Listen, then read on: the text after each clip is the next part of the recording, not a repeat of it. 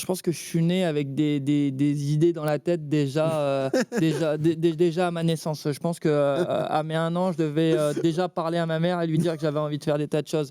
Sincèrement, tout de suite après le 10 000, j'étais concentré sur le 5 000. Après le 5 000, j'étais déjà programmé sur la saison qui allait arriver. Même en vacances, je parlais à ma copine de ce qu'on allait faire, etc. Et non, franchement, je suis tout de suite, entre guillemets, passé à autre chose dans la planification, etc.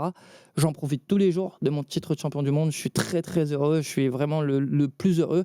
Mais par contre, je suis un mec qui aime entreprendre, qui aime mettre des choses en place. Et en fait, je vis de ça. Je me nourris d'objectifs, de projets.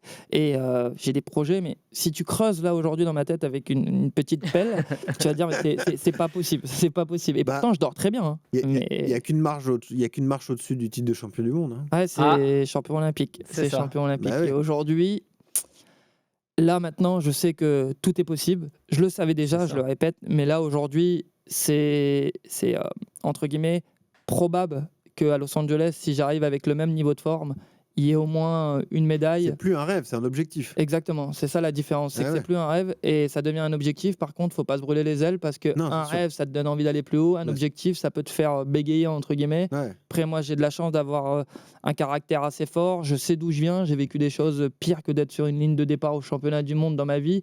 Et en fait, je relativise beaucoup. Quand je suis sur une ligne de départ, je me dis, mais en fait, c'est trop bien. Que du bonheur, que du plaisir. bonheur.